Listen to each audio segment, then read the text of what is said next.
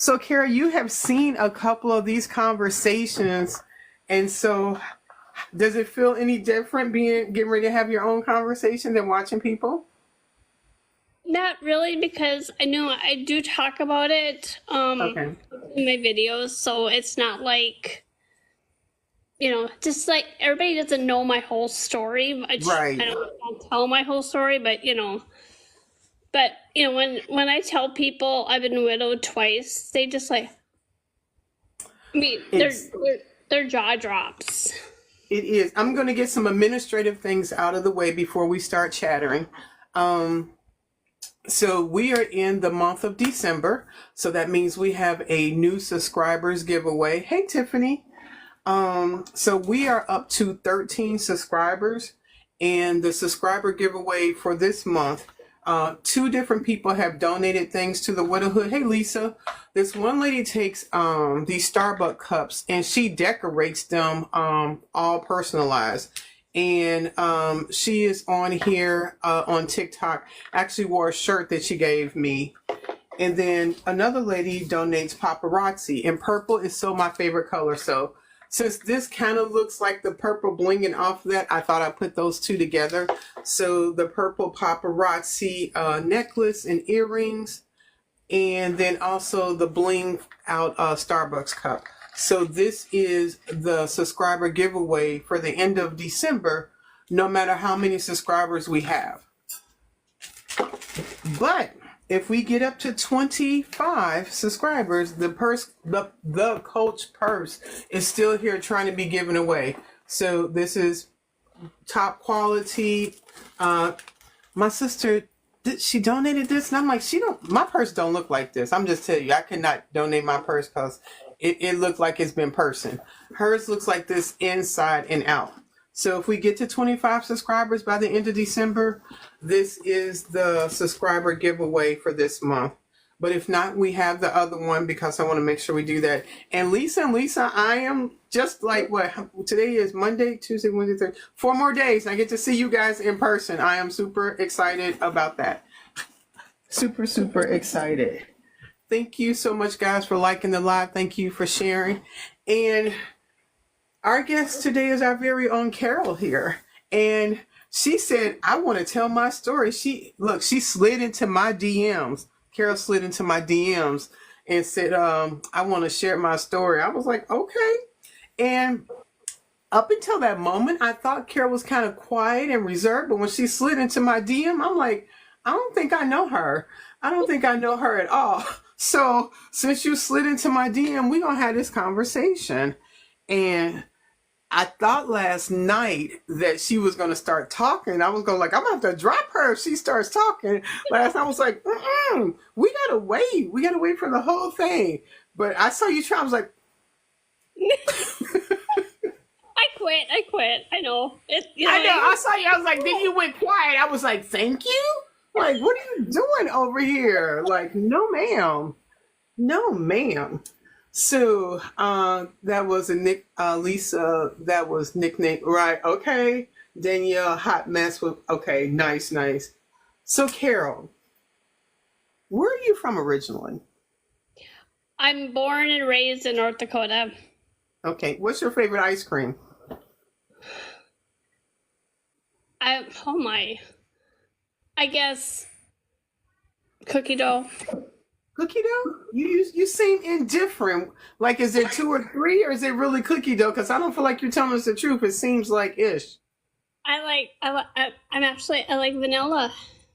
Okay, nothing wrong with vanilla. Hey, Nelda. Okay, so would you put anything on it or just plain? Because when I hear vanilla, I instantly think of orange sherbet going together. That's what I grew up with my mom having that together. Hot fudge. Oh, okay. So vanilla with hot fudge. So why were you faking us with cookie dough? And not chocolate. It's got to be hot fudge. Hot fudge. Okay. Do you make that still now, or like when you go out to a? Yeah, I can make it at home. I have a hot fudge, Sunday. Okay. Or Okay. I go to Dairy Queen and get my hot fudge. See, when I go to Dairy Queen, I want a Heath Bar Blizzard or I want a vanilla ice cream dipped in the chocolate when they make it hard and then the crunchy like put nuts on it. But it's a Heath Bar Blizzard. And in fact, they had a Jeep event here in Virginia and it was frigid cold. And I went and got a Heath Bar Blizzard. And then I'm getting in the car talking about I'm cold. I'm like, that's how it just never, it didn't put it together. So, That was actually my first job. Was at really? it was called the filling station because years and years ago, I grew up in a small town, actually on the farm, in the Okay. middle of central North Dakota. And my first job was at like a it was like a privately owned Tasty Freeze or Dairy Queen, but it was privately. So that was my first job. Okay, so how far was that I from your made house? all that stuff. I made all that stuff. Wow. Okay, how did you get to work? In my mind, it's like far. Like, were you driving or walking, or how did that work? I was 14, Okay. so my mom drove me, but we were only 2 miles from town. We lived right along the highway. Okay. So did And you have to get? Go ahead. I'm sorry. no, go ahead. Did you have to get a job, or you wanted your own money? I wanted my own money. Okay. See, she. Okay. See. Okay. That's the person that slid into my DM.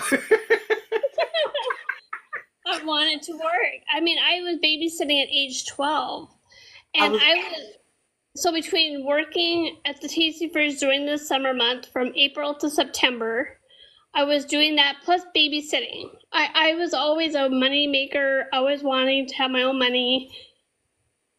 Okay. And it was only my mom and I. My dad passed away when I was 11. Really? Okay. Okay. Thank you. Thank you, Danielle. Carol, I did not know that. So grief was something very early in your life. My first funeral was my grandpa, and I was 5. Do you See, remember your grandfather's funeral? What do you remember of that? I remember it a lot of it. I remember. So this is back in '73. I was 5, Okay. and I it was in South Dakota because that's where my So my parents married late in life. They were 41 and 42. Okay. My dad lived in North Dakota. My dad lived in South Dakota, or the opposite. My dad lived in North Dakota. My mom lived in South Dakota. Oh, okay. So it was like 2 ministers set them up. This is back in '66. Oh, okay. Back Okay. in '66. So they wrote letters.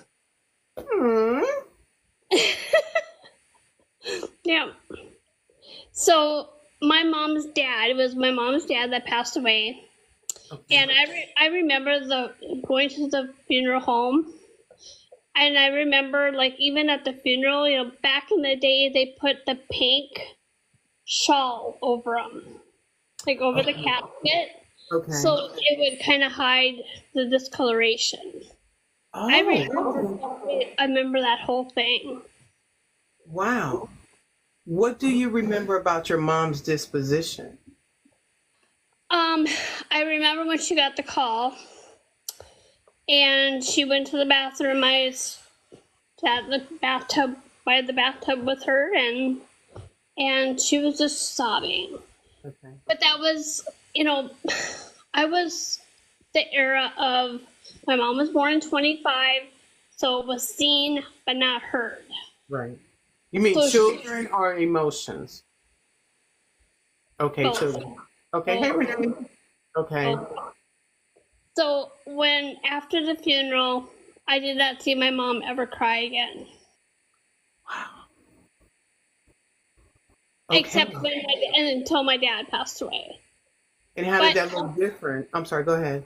but once the funeral was over, I never saw her cry again. Do you think she was hiding if she was crying, or okay? I think my mom shoved a lot of her emotions inside. Did you ever get to talk to her about it? The last week of her life, we really had a good discussion, and I'm an only child. Oh, okay. Okay. So, her last week of life. She was in the hospital. We really talked about a lot. Mm. A lot of things that she never said in the past, things I never said in the past. Okay. And so we really had a good conversation. Wow. And she just, I think, she felt good about her decisions. And then she's like, was I a good mom? Like, did I do this right? Did I do that? I said, Mom, yes. You were amazing. I mean, my mom was amazing for only an 8th grade graduate. You know, Okay. she only went to 8th grade. She hated school. She hated school. But isn't it interesting? And thank you for sharing that. And thank you for, you have no idea what I'm going to ask you. Heck, I don't know what I'm going to ask you until I'm asking, because we were talking about that. So I don't know how this is going to go. For your mom to watch her do that and hide, do you think you learned, what did you pick up from that? Or did you want to mimic that? Did you want to change that? And she was a product of that era. So my mother is 81, same scenario. My mom, and she's been on TikTok, so she may bust me. I don't know, but whatever. Cause she was like, I saw you on live, and she's next door. I said, why you got a TikTok, Mom? Why you watching me? So if my mom is looking, I'm about to say it. I mean, my mother's like, when, back in March when, hey, Vanessa, and it was the anniversary of Mark's passing. She said, well, maybe you need to stop doing all that stuff so you won't get all emotional. I'm like, he is still dead. I don't know how you think this is going to go. Like, I'm going to cry. But my mom is very stoic. I saw her whimper a little bit at my dad's funeral, and they were together for 41 years. I have not seen her cry, and she lives, hey, Renee, she lives next door.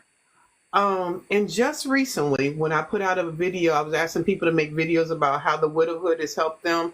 And she made a video, and in the video, she said she cries sometime. And I was like, I did not know that. Girl, look, that was the look on my face. I was like, as I'm looking at the video, my mom is next door. I was like, I ain't seen her cry either at all. But my mom is also her and her brother are the last of 11 siblings. And so I wonder if you become more exposed to this, if you have a different sense of it than what you did before. Hey, Carly. So, but I can relate to that as far as my mom is over there like rock hard, and I'm over here. Yeah, that's not me. Yeah, I think when my aunt passed away 3 months before my dad did. And that was her sister. And that was his sister. And I remember him crying. My dad was my dad was more emotional than my mom. But my dad went through a lot of stuff in his life. Mm. His mom passed away when he was only 6 years old. Oh, okay. Yeah, there was 6 of them, and he was like the second oldest, I think-ish. Okay. Second or third. He might be third. But the baby was 9 months old. Mm. Oh, she passed away. His sister, was 9 months old when their mom died. Okay, so she had no memory of her dad at all. The one that passed away before my dad, she was 9. She was actually the oldest. Okay. What do you? Well, I'm sorry. Go ahead. What do you? Well, I'm sorry. Go ahead. Go ahead. My aunt. Well, we got together, at reunions. I mean, different times because she lived in North Dakota. So I mean, I got to know her probably the best of them. Mm-hmm. Until my uncle moved back to North Dakota, then I found out more stuff. Oh, okay. Then I found some history. Okay. What was the most interesting thing? What was the most interesting thing you learned? That my grandpa liked to go to the bar and play pinochle.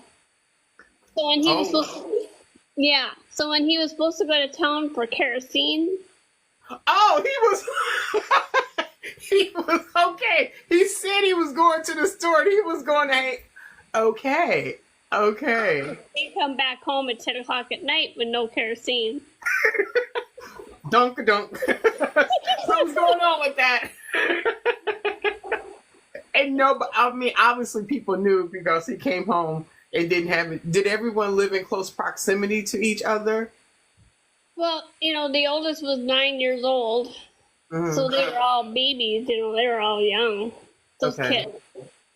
And then okay, so like I said, when I was growing up, I was never told who was a step, who was a half, who was a full aunt, half, sibling, step. I didn't know. I was 40. I was 40 when I realized some of the aunts we were visiting were my real dad's aunts. They were sisters to my grandma.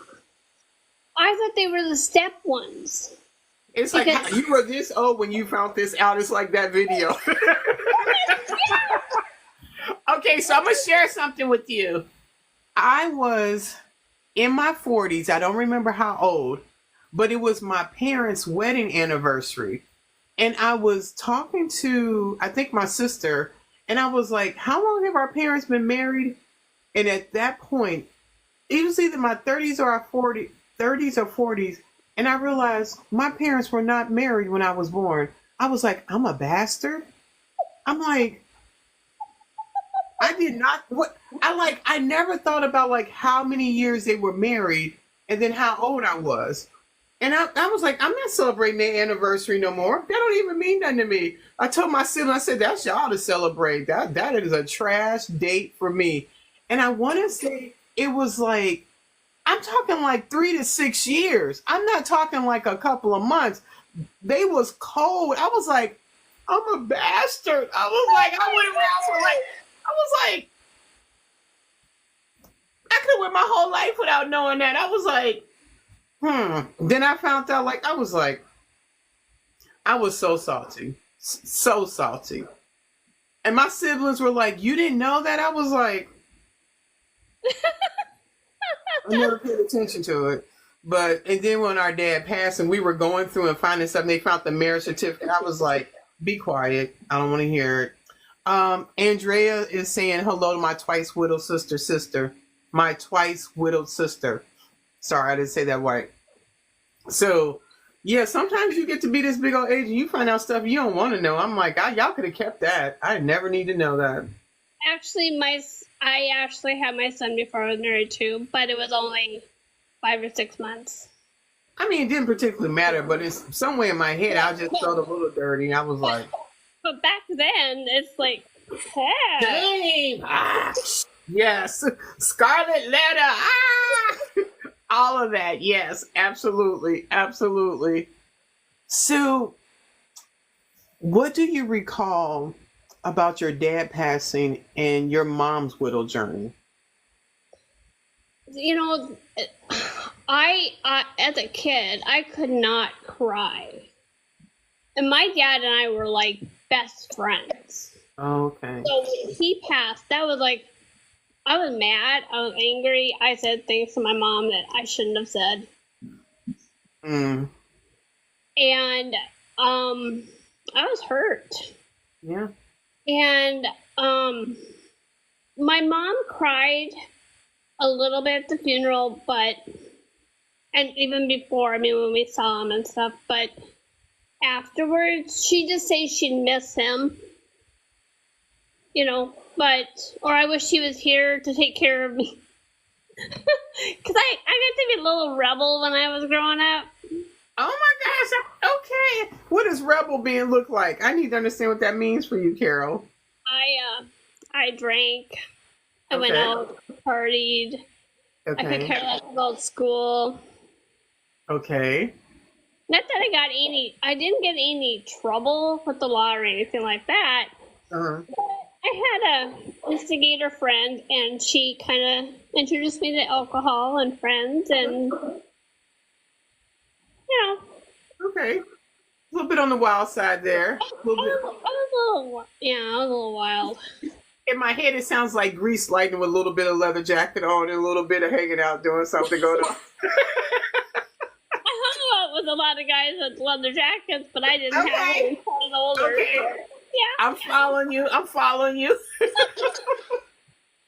It sounds as if your mom showed a little bit more emotion with your dad passing than she did with, okay.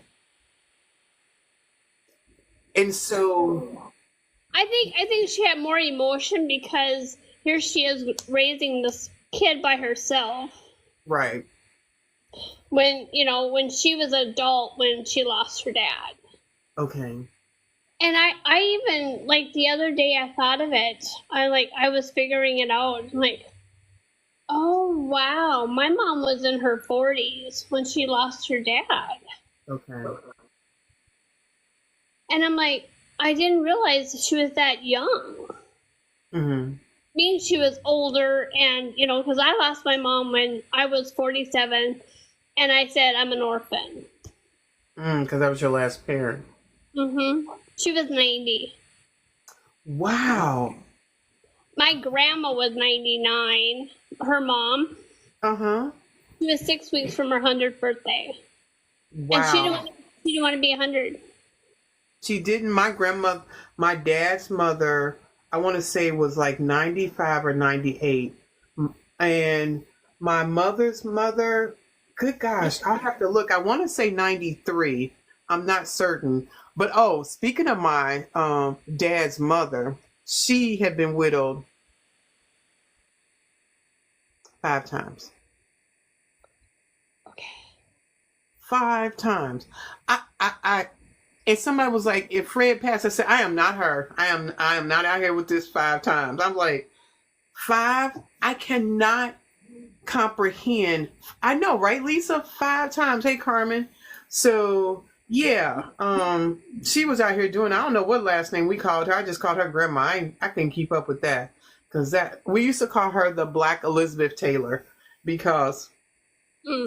Girl, right, Andrea? I don't think. Look, me either. No. But when 5 times, and that never made any sense to me. I mean, it never really made. I never thought about it. But when my husband passed, I was like, my grandmother was widowed 5 times. I was like, I can't do that. The sheer reality of it. So the rebel girl. Where do you live now? Do you live still in North Carolina? I mean, North Dakota? I'm still in North Dakota. I moved okay, so I've been married and divorced twice, and then I was married and widowed twice. So I've been married 4 times. Okay, hold on. You've seen how this goes. Why are you giving me cliff notes? Like, we need, like, that's not your journey. There's more to it than that. I mean, no. So how did we fall in love the first time? Or was it a get married to get out of the house situation? What was the first scenario? Well, how can I say this? He was an alcoholic narcissist. Okay. I didn't know what a narcissist was until I came on TikTok almost 3 years ago. Okay. I said he was controlling. I said he was abusive. I said all that. Even though he wasn't physically abusive, it was mental. That could be worse, though. Oh, it was horrible. I had no self-esteem. And he was an alcoholic. So he was in prison more than in than out. He was more in prison than out when we were together. Okay. And then when my kids were 3 and 4, he packed up a U-Haul and took what he wanted and left me. How old were the children? 3 and 4. And were you working or were you staying home at that time? I was working. I had just gotten a full-time job with benefits. I mean, like, he said nothing. He just... Well, he kind of said it, but, like, what do I believe? Because he told me so many things, like, yeah, right, whatever. Right. And when he packed up the U-Haul that morning, the final-ish of it, he left him, and then, I don't know, half an hour later, I called my mom. I said, Mom, he left me. And so it was my mom and my grandma, because my grandma was living with my mom at the time. And they Hmm. came and helped me clean the house because, he just kind of left a mess. Okay. And, yeah. But they came over and they cheered you up, and it sounds like they was like, we're gonna get through this together as a family. There wasn't any, was there like, he's gone, okay, now I can move forward with my life, or what were you thinking? I, I, I was living day by day by that time. I was a wreck. I was a wreck. Physically, mentally, emotionally. And I knew I just had to put one foot in front of the other and keep going. So that rebel girl came back. How long did it take you, and maybe you're still struggling now with self-identity after that? Oh, I actually had more self-worth after I lost my last husband. It took me that long. In the breaking down of, and that's why I realized I wanted to ask, because when someone is broken down for such a long period of time, it is in your head even when you don't want to have it in your head. It becomes a part of you second guessing yourself. It becomes a part of this unreality reality that this is going on in the back of your head, even though you know it's not correct, but you cannot control the head chatter. So thank you, because there are some people that are still dealing with that, and let them to know that it is a long process sometimes. Well, okay, so I didn't take time to know who I was for a How old long were time. you? How were you when you got married? The first time I was 24. Okay. And my son was, like I said, he was 6 months old, 5 months old when we got married. Okay. And he was a father. And then I had my daughter almost right away. Okay. I mean, I got pregnant with her like 2 weeks after we got married. Oh, consummated that marriage, did we? Okay. Yeah, it's kind of funny. I always called it 14 months and 3 days. Well, my son, and I did not know this. This really means a lot to me because I lost my son. Tomorrow will be 7 months. Mm. And he'd always say, and I hope my daughter does this because it really is neat. He'd always tell everybody he's 1 year, 2 months, and 3 days older. Aww. 1, 2, 3, and I'm like, oh, I had never ever thought of it, put it in that way before, Right. and I just think that's really, really cool. That is pretty cool. I've never heard somebody put it together like that. No. Wow. Wow. So, did you move in with your mom and your grandmother? Did you stay and keep your own place, or? I think about it now. I'm like, oh my gosh, I never did. I mean, well, okay. So after I had my son, okay. So backstory: when I was pregnant with my son, my mom and I were not talking Okay. because she was mad I was pregnant, not married. Gotcha. So at 6 months pregnant, I left him because I just couldn't take it anymore, and I left him, and I moved in with one of my friends and her husband. Okay. And then I had Zach by C-section. My mom and grandma came to the hospital. My mom watched me. I had to have a C-section. She was in there with me, and that's when it all changed. Okay. Watching her see her grandson being born. Wow. I lived with my mom for 3 months, and it's like, okay, I need my own. I need to live on my own. I need to get a job, find my way, and go on with my life. Well, in the meantime, I told the dad that I had a son, da da da. We later got back together. So there's that part of it. So after, I thought of this, not just even recently, I'm like, yeah, I never moved back in with my mom unless, there was not after I got ever married and divorced. Wow. Or, I moved in with my mom just after I had Zach, and that was it.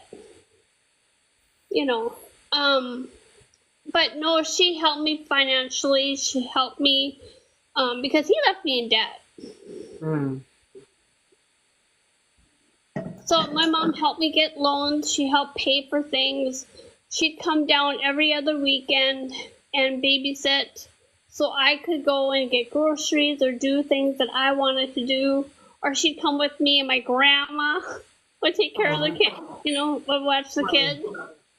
And so I did that for several months. Mm. And then I met somebody.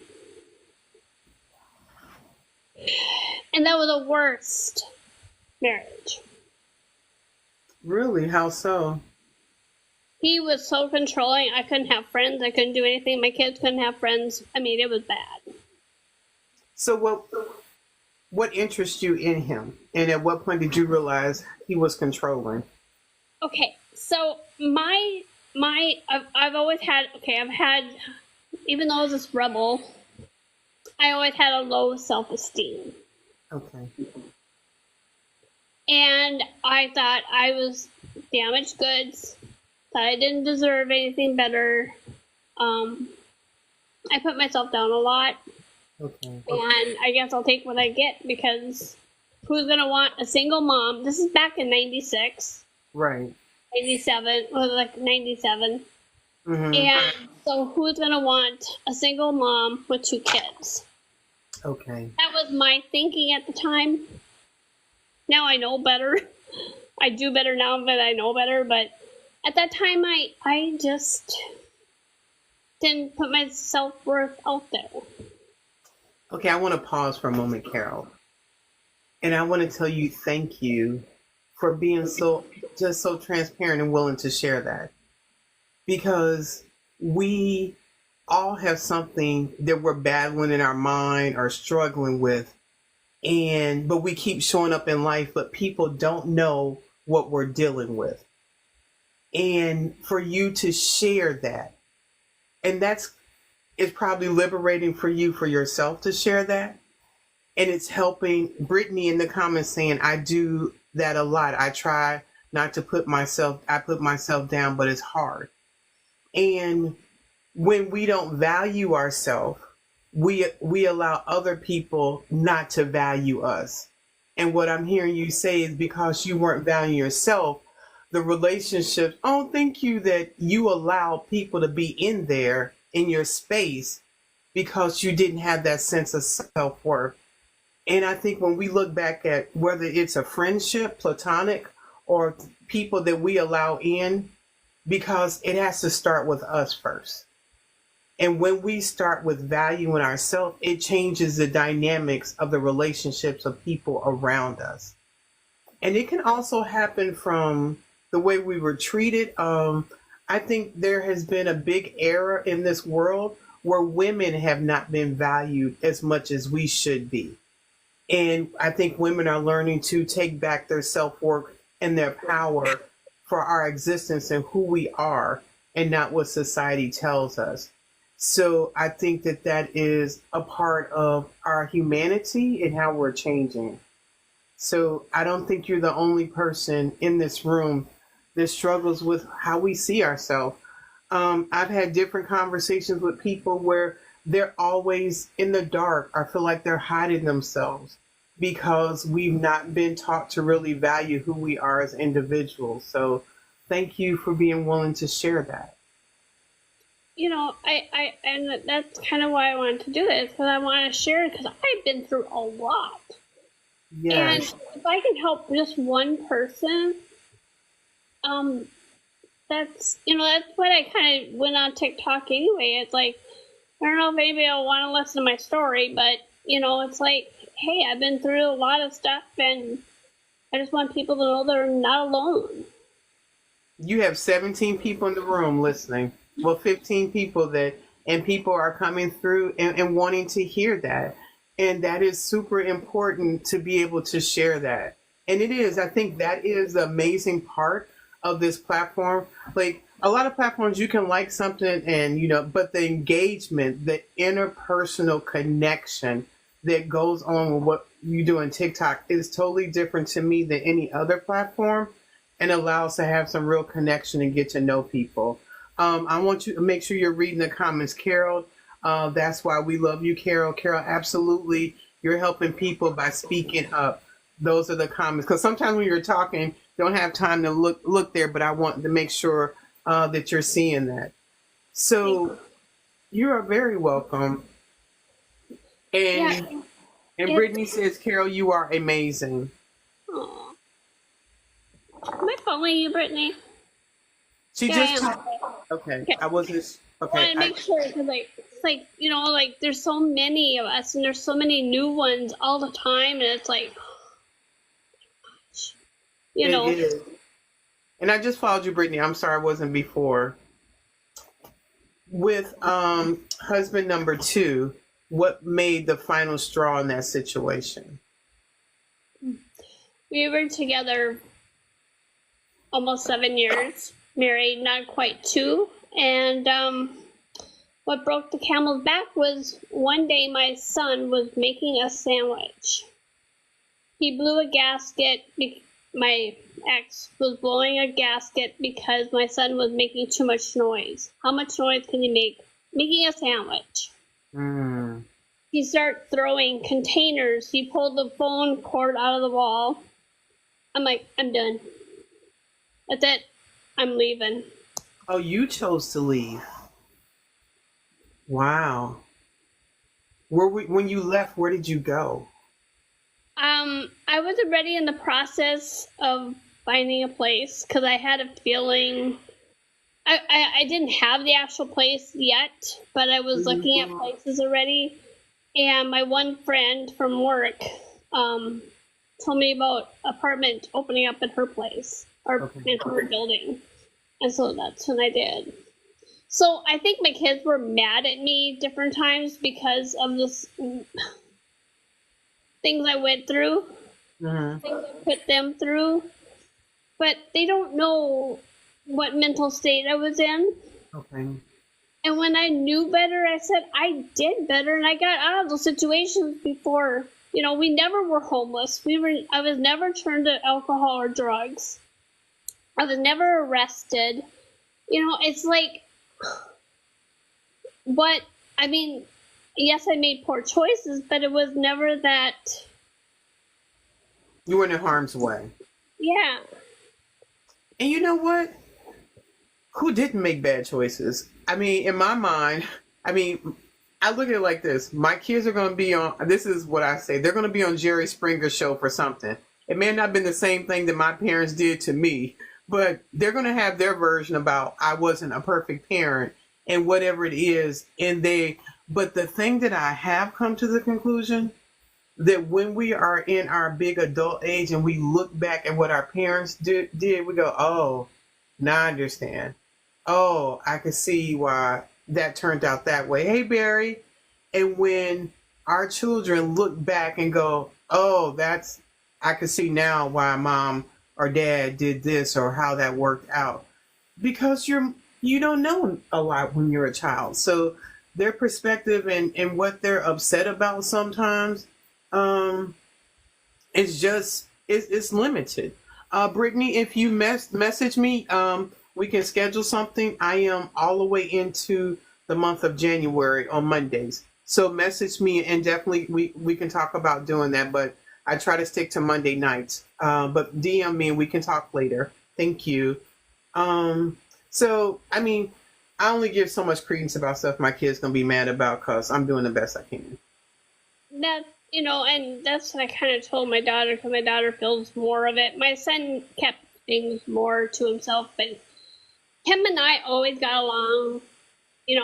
Nicole and I are like alike a lot, fact, I think she, Is she the oldest? no, that's, Oh, okay. that's so funny because when you say that, because my son was shorter than my Oh, daughter, okay. and my son was older. He was Oh, so like they the got a one lot of year, 2 months, and 3 days, but he right. had. Oh yeah, that's been a thing since they were little.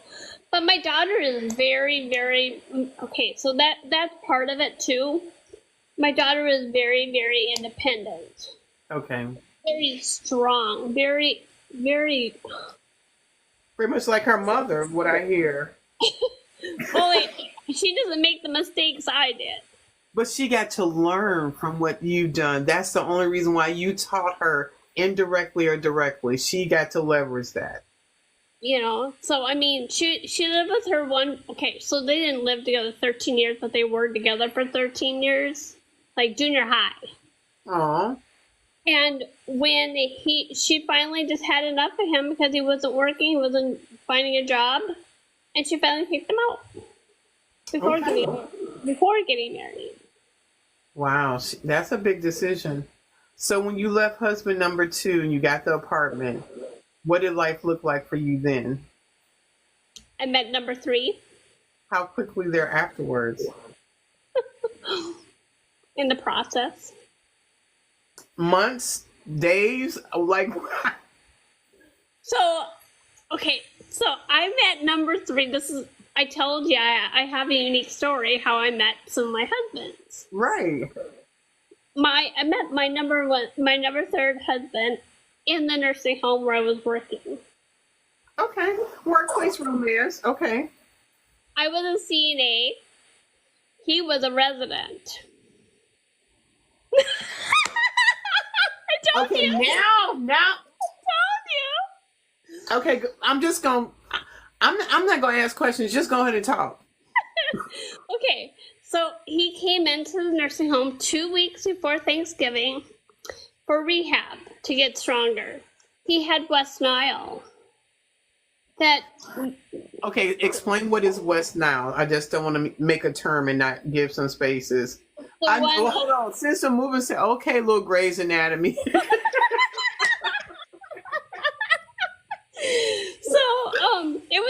I mean, while he was there, it was very platonic, believe me. I mean, I took care of him. Everybody's like, if you say so, go ahead. It really was. Okay. So anyway, Tom, that's his name, came into the nursing home, and it was like he had been bit by a mosquito, and it paraplegic him, where it was on his right side, he was paralyzed. He could not walk. In fact, in the nursing home, when he first came in, he couldn't even sit up alone. Wow. So we had to transport him and lift him, and he was a tall man. He was over 6 foot. Mm. And I'm only I'm 4'8" now, but anyway, I could transfer these people. I mean, I might look short and small, but yeah, different residents were like, "Girl, you're stronger than you look." So I got that a lot. Okay. So anyway, Tom was there from November until February. And in the meantime, I'm going through my divorce. He was going through a divorce. Okay. And the last day, and everybody knew he liked me. Except me. I mean, I kinda liked him, but I was like, he's married, I'm going through a divorce, yeah, this ain't gonna, whatever. Yeah. So the last day he was there before going to another hospital rehab, this was a nursing home, and he was just there temporary. He told me how he felt about me. Okay, how did this come up? You're handing him apple juice and he says something, or you're coming through to take his blood pressure? How do you, at what point are you helping him to the bathroom? How does he land this? It was kind of that way. It was kind of, I went to his room, and I can't remember why I went to his room. maybe it was that we were wheeling him out to go into the van. And he's holding the doors and goes, "No, I have to tell you something first." Basically.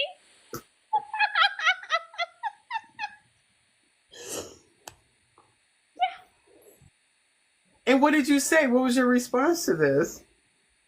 I kind of was floored because, like I said, I had no clue.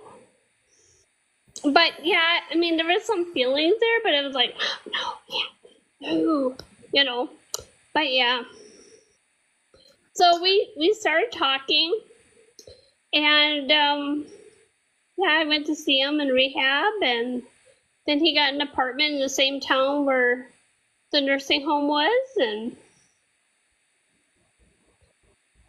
then that July I moved in with him, and we moved in actually to his mom's house. She moved out to an apartment, and I moved in with Tom the kids too. And the kids. Okay. And so, what were you thinking at this point about Tom compared to other relationships? How was this better, worse, or different? So it gets complicated. So it was good at first, and then he started drinking. Was that? Do you know what started the drinking? I don't know if it was because he still couldn't walk. Okay. But he was at this point, he was very independent. He could do everything by himself. He got in and out of his wheelchair. I mean, showered by himself. I mean, I didn't have to help him with anything. Was he working, or how did he have finance? He was disabled. He was disabled. They considered him disabled. And so he was not going to wreck that because it's hard to get back on disability if you go off of it. Mm-hmm.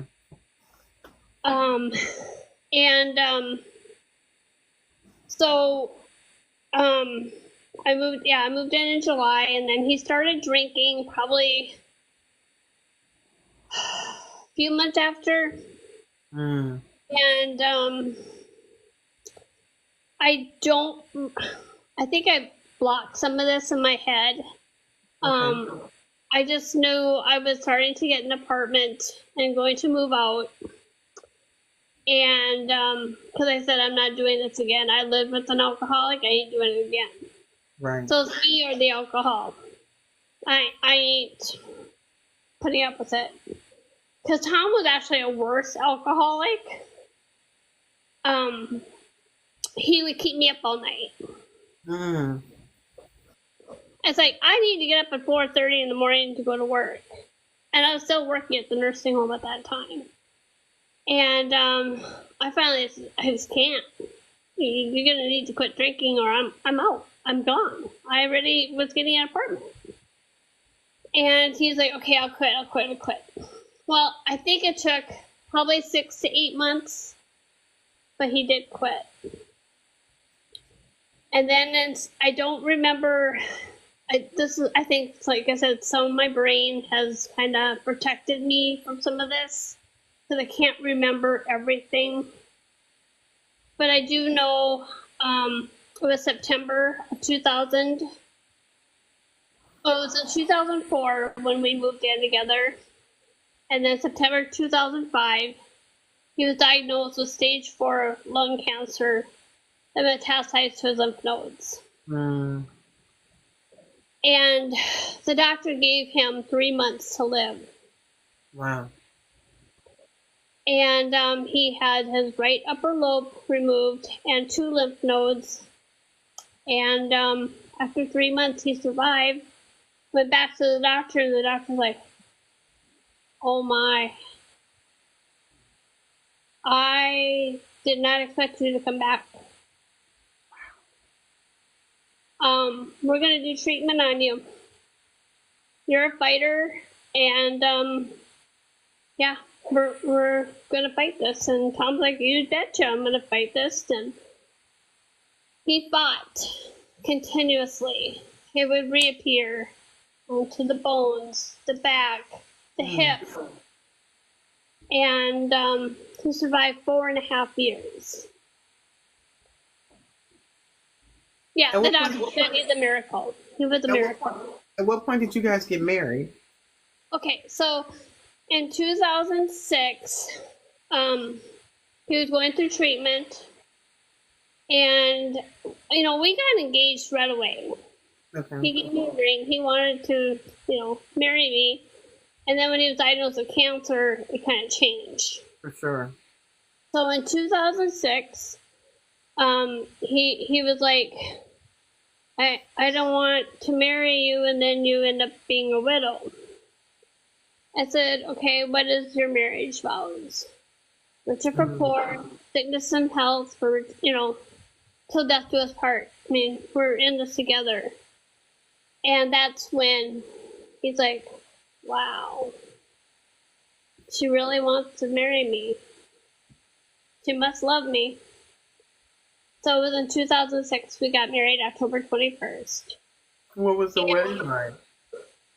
We had a small wedding. We had a church wedding. His mom was my matron of honor. And then my daughter was my bridesmaid. Okay. She was only a freshman, so I couldn't have her, sign. Oh, okay. And then his son was his best man, and then my son Zach was another groomsman that walked the halls. And we had a flower girl, which was his granddaughter. Okay. Yeah. And what were you thinking at this point, after all you guys had gone through just in that short period of time? We just knew we were just gonna fight, and we didn't know how long we had. But we were gonna make do of it. We were going to,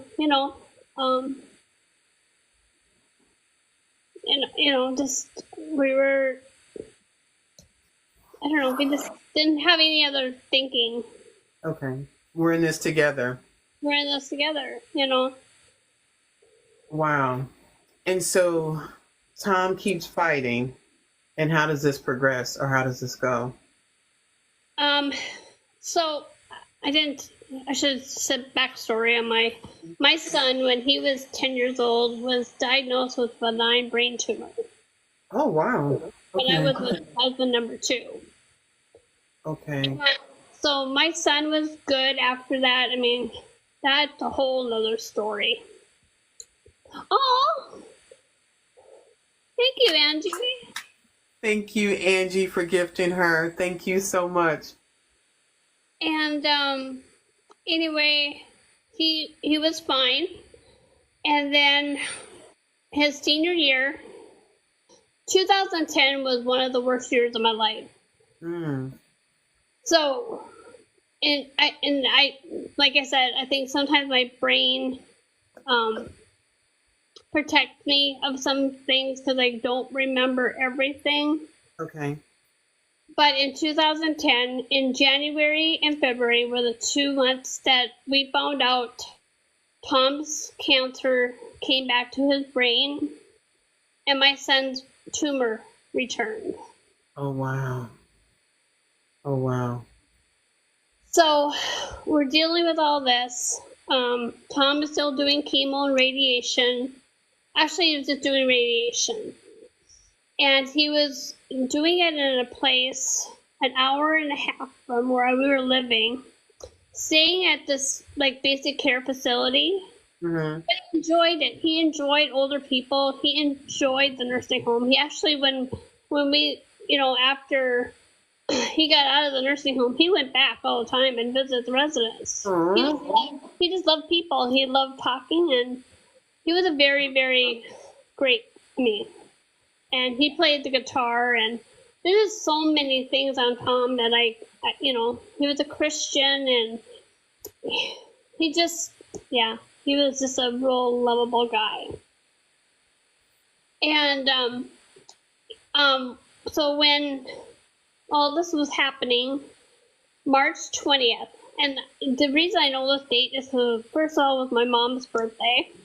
Oh, Number 2, Tom went into the nursing home, and he had to stay in that nursing home because our home nursing home was full. Okay. They had to wait. The place where you were a CNA at still working. I quit being a CNA in 2006. Oh, okay. Okay. So I quit being a CNA. Okay. So May of 2006, I quit being a CNA because I was dealing with health problems Okay. that I didn't know what was going on. Actually, in 2005 it started. In 2006, I was like, okay, I don't want to hurt a resident, and I don't want a resident, and I don't want to get hurt, and I don't want a resident to get hurt. So I quit being a CNA, and I started working with his mom in a consignment store. His mom and I were like, I mean, she was, I miss her so much. I loved her. She was a dream mother-in-law. Uh-huh. She was a sweetheart. Oh my gosh. Yeah, I got lucky with her. And so when I found out February 2007 that I have MS. Okay. So in 2010, when March 20th, when Tom went into the nursing home, March 22nd, Zach and I, my son and I, were on the way to Rochester, the Mayo Clinic, to get him set up to figure out what they're going to do.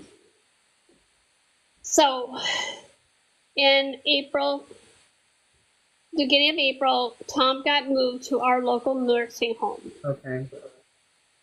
And he was doing good. And the middle of April, on prom night, you know, it was like during the day, I was visiting Tom. We were talking, having a good time. And he's like, I want to see Nicole in her dress. I want to see Nicole in her dress. So I tell Nicole and her boyfriend at the time to go visit Tom at the nursing home. Aww. Little did I know that he did a 360 and went spiraling down just in those few hours. Okay. Mom, how dare you do that? I said, hey, if I would have known he was like that, I would have never told you to go see him. Wow. I mean, that's how much of a flip he did Right. in a short of few hours. And so we called the pastor, and the pastor was like in another town, but he was like, I'm coming. I'm like, oh. You know? And my mom happened to be there being with prom, so my mom was there. She still lived in central North Dakota. At that time, no, she moved off the farm, but she was still living in the same area. And so that was just a complete nightmare. So April 22nd, he passed away. And I was there with his last breath, and it was like 2 days before, he was like, I was in bed laying with him because he wanted me to be in bed with him. We were talking, and he was fine. And then the last day and a half, he was unresponsive. So April 22nd, he passed away. And what year is that? 2010. Thank you. So here I am. We're at the funeral. Then I'm sending out funeral announcement or funeral thank yous. The next week I'm sending out high school graduation announcements. Oh, the emotional. It doesn't stop. No. Life just doesn't pause. No. Because a day after high school graduation, Zach and I are on our way to Rochester because he had to go have surgery for his tumor. We spent months in Mayo. At the time here you are trying to make decisions, and you think you're making the right ones. You're doing the best you can with what you know and where you're at that moment. There's a lot of mental fog going on. There's a lot of just getting up and doing it. There's a lot of sleepless nights. There's a lot of times where you have no self care. You are just hitting the pavement and just trying to keep up with stuff. Yeah. Yeah. So we had him do radiation so they could have the tumor go to sleep and not wake up. Mm.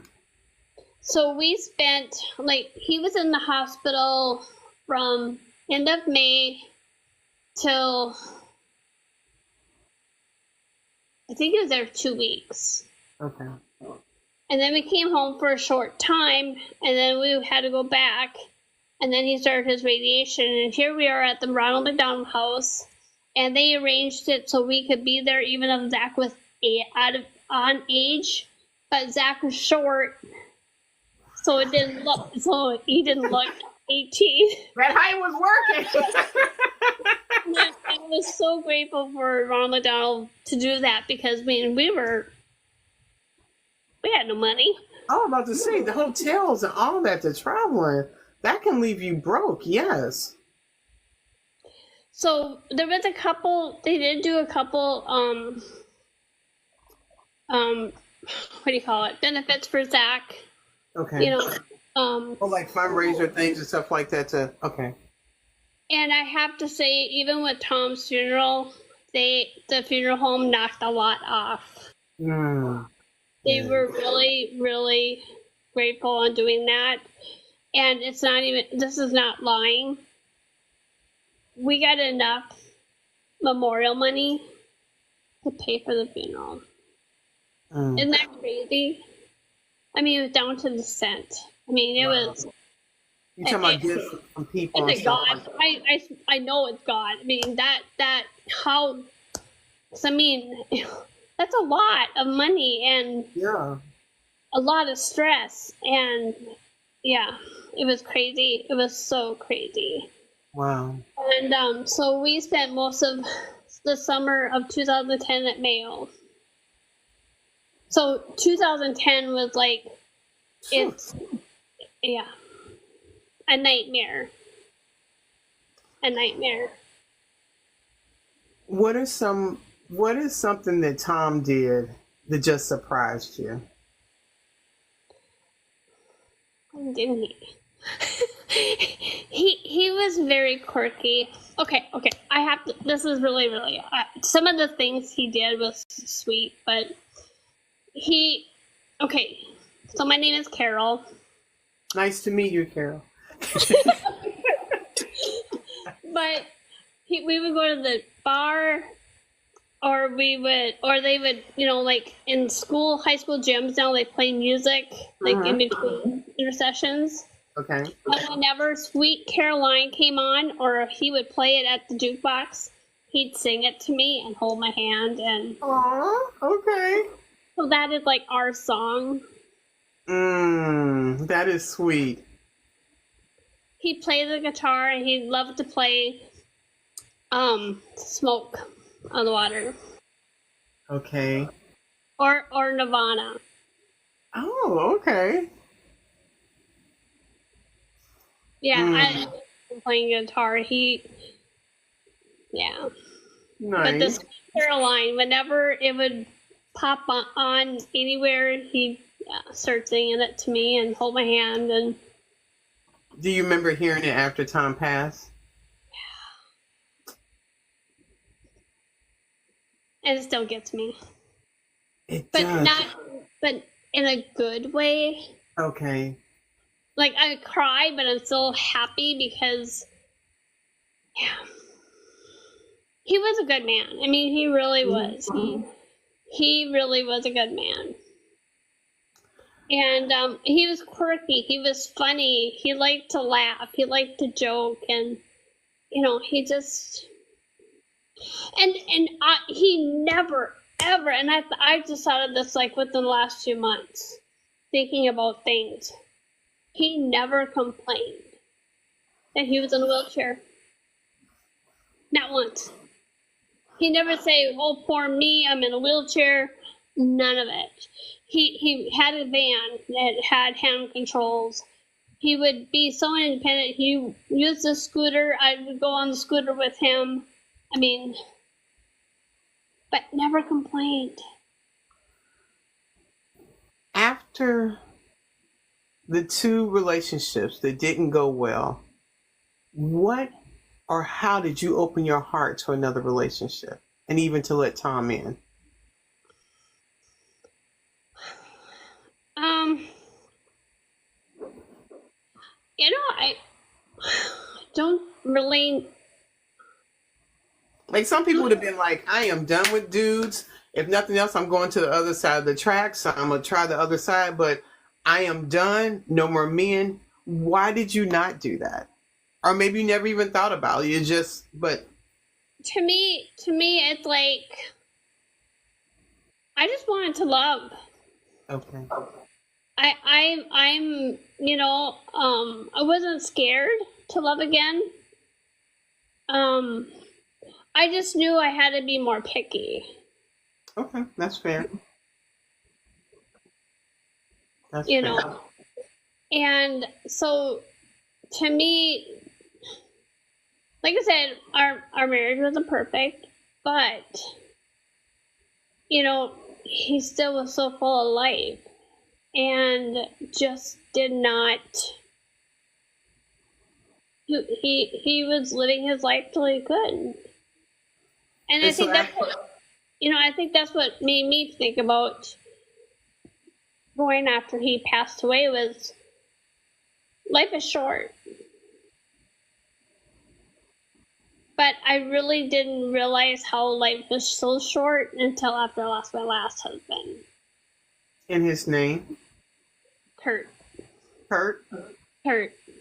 And how did you guys meet? Huh? Curtis or Kurt. Okay. So, it was over a year and a half. After Tom passed, I was like, yeah, I was done with men. He was a charm. I'm done. I Okay. was done. My mother-in-law is the one. Oh. I told you there's something. She was special. Right? So her name was Lois, and we were still having the store together. And she's like, "Carolyn, you need a man." I'm like, "What? No, I don't want to date. There's nobody around this area I want to date. No." She's like, "You need to find a man. You're too young to be a widow." And how were you?